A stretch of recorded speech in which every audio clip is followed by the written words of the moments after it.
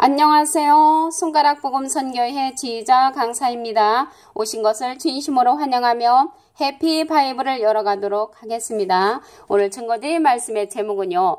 인자는 머리 둘 곳이 없도다 라는 제목으로 말씀을 나누어보는 시간을 갖도록 하겠습니다. 여우도 굴이 있고 공중에 새도 집이 있으되 인자는 머리 둘 곳이 없다라고 하셨습니다. 누가복음 9장 58절을 보시면 예수께서 가라사대 여우도 굴이 있고 공중에 새도 집이 있으되 인자는 머리 둘 곳이 없도다 라고 기록되어 있습니다. 인자는 예수님이시잖아요. 근데 예수님께서 머리 둘 곳이 없다고 하는 거는 하나님의 말씀을 전해도 들어주는 사람이 없고 또 하나님의 말씀을 믿어주지도 않고 이러한 마음이셨기 때문에 머리 둘 곳이 없다고 이렇게 한탄을 하셨습니다. 그리고 하나님의 말씀은 짝의 말씀과 그 비사로 이제 기록되어 있다고 하였는데요. 이사야 34장 16절을 보시면 너희는 여호와의 책을 자세히 읽어보라. 이것들이 하나도 빠진 것이 없고 하나도 그 짝이 없는 것이 없으리니 하나도 그 짝이 없는 것이 없다는 것은 짝이 다 있다는 것입니다. 이는 여호와의 입이 이를 명하셨고 그의 신이 이것들을 모으셨음이라 라고 기록되어 있습니다. 그래서 여기에서 보시면 여우도 굴이 있고 공중에 새도 집이 있으되 그랬잖아요. 그러면 짝이 다 있다고 했으니까 그 여우에 관한 그 짝도 있을 것인 줄로 믿습니다. 또한 이제 비사로 기록되었다고 했는데요. 요한복음 16장 25절을 보시면 이것을 비사로 너에게 일렀거니와 비사가 나오잖아요. 비사는 견줄비, 그 비유할 비, 말씀사 해서 비유의 말씀으로 너에게 일렀거니와 때가 이르면 지금 때가 됐다고 하죠. 말세라고 하죠. 다시 비사로 너에게 이르지 않고 그 비유의 말씀으로 우리에게 이르지 않고 아버지에 대한 것을 밝히 이르리라 라고 기록되어 있습니다. 그러면 여우도 비유의 말씀, 비사로 기록되어 있지 않고 밝히 알려줄 수 있는 그러한 말씀인 줄로 믿습니다. 그러면 여우는요. 자기 심령을 따라 예언하는 우매한 선지자라고 했습니다. 우매한 선지자라고 했는데 에스겔서 13장 3절에서 4절을 보시게 되면은 주 여호와의 말씀에 본 것이 없이 자기 심령을 따라 예언하는 우매한 선지자에게 화 있을진저 화가 있다고 그랬습니다. 이스라엘아 너희 선지자들은 황무지에 있는 여우 같으니라. 그래서 황무지에 있는 여우가 나왔잖아요. 여우 같은 그러한 자가 누구냐면 자기 심령을 따라 예언하는 우매한 선지자라고 했습니다. 여기서 우매가 나오는데요. 우는 어리석을 어두울매 해가지고 어리석고 어두운 자를 가리켜서 우매라고 합니다. 그래서 여기서 우매한 그 선지자는 여우 같은 선지자라고 했지요. 여우 같은 선지자는 이제 거짓 선지자가 되겠죠. 그때 당시 예수님은 참 선지자였지만 여우 같은 선지자는 거짓 선지자로서 우매한 선지자로 나와 있습니다.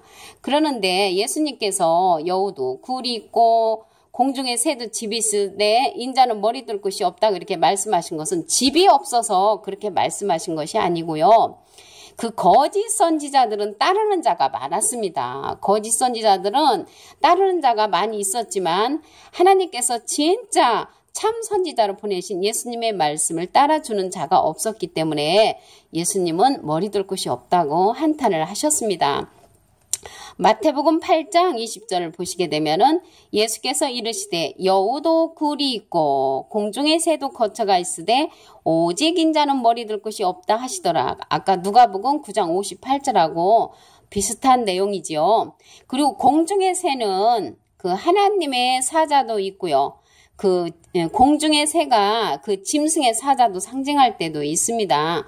이사야 46장 11절을 보시게 되면은 내가 동방에서 독수리를 부르며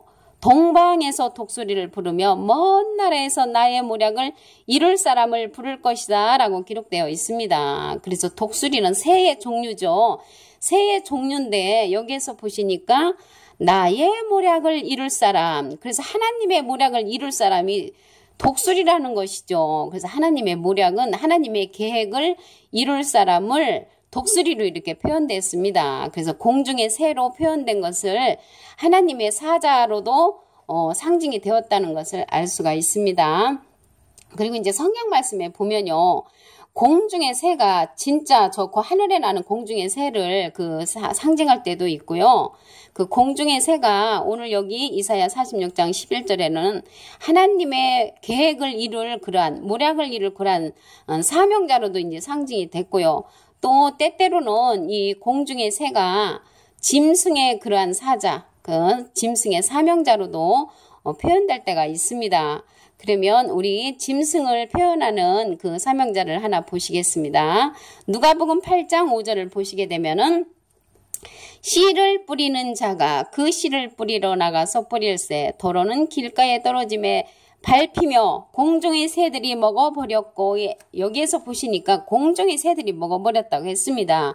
근데 씨는요, 마태복음 13장 37절에 보시게 되면은 좋은 씨를 뿌리는 이는 인자요 이렇게 기록되었지요. 그래서 좋은 씨를 뿌리는 이는 예수님이라고 하셨습니다. 근데 공중의 새들이 먹어버리는 그러한 것은 여기에서는 보면은 그 하나님 편의 그러한 사명자가 아니고 짐승의 그러한 사명자라는 것을 알 수가 있습니다.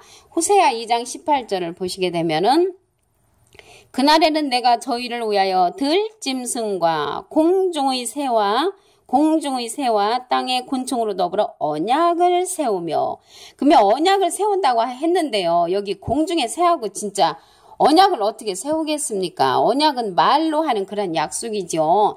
그렇게 말로 하는 그러한 약속은 실질적인 저 공중의 새가 아니고 여기에서 보시게 되면은 그러한 짐승 같은 그러한 사명자, 거짓 선지자를 가리키죠.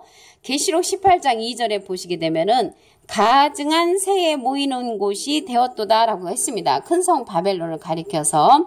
그래서 가증한 새라고 하니까 진짜 어떤 것이 가증한 새겠습니까? 여기에서도 거짓 선지자를 상징하는 줄로 믿습니다. 자, 여기 보시게 되면은 인자는 머리 둘 곳이 없다 그랬죠. 머리 둘 곳이 없다는 것은 예수님이 하나님의 말씀을 갖고 이 세상에 오셔서 좋은 씨를 뿌리셨잖아요. 말씀을 뿌리는데 너무나 사람들이 믿어주지 않고 들어주지 않으니까 예수님은 머리 둘 곳이 없다고 하신 것입니다.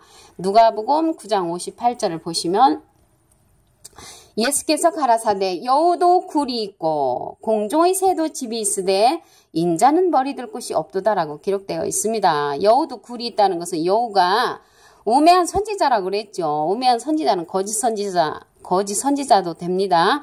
그런데 이러한 여우 같은 그런 선지자들은 많은 사람들이 따라다녔습니다. 그리고 공중의 새와 같은 그런 선지자도 많은 따르는 자가 많이 있었지만 예수님의 말씀을 듣는 자도 없고 믿어주는 자도 없기 때문에 예수님은 머리 둘 곳이 없다고 한탄을 하셨습니다. 그리고 하나님의 말씀은 짝의 말씀과 비사로 기록되어 있다고 그랬지요. 이사야 34장 16절에 보시게 되면은 너희는 여호와의 책을 자세히 읽어보라. 이것들이 하나도 빠진 것이 없고 하나도 그 짝이 없는 것이 없으리니. 그 짝이 다 있다는 것이죠. 그래서 짝의 말씀을 통해서 여호가 무엇인가를 알아봤지요. 근데 여호가 알아보니까 우매한 선지자로 나왔었습니다. 그리고 또 이제 비유의 말씀으로 기록되었지만 때가 되면 밝히 일러주신다고 그랬습니다.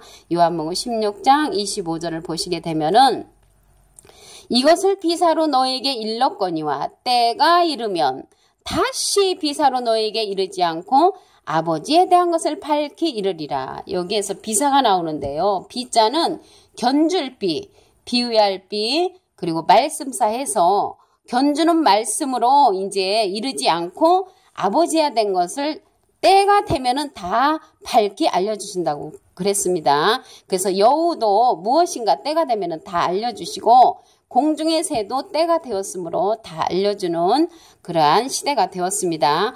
여우는 보시면 자기 심령을 따라 예언하는 우매한 선지자라고 하였습니다. 에스겔서 13장 3절에서 4절을 보시면 주 여호와의 말씀에 본 것이 없이 자기 심령을 따라 예언하는 우매한 선지자, 자기 심령을 따라 예언하는 우매한 선지자에게 화 있을진저. 이 화자가요.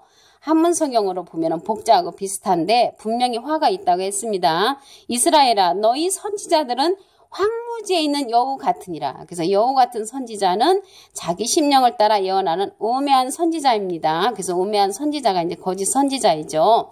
마태복음 8장 20절에 보시게 되면은 예수께서 이르시되 여우도 굴이 있고 공중의 새도 거처가 있으되 오직 인자는 머리 들 곳이 없다 하시더라. 누가복음 9장 58절에도 같은 내용이었습니다.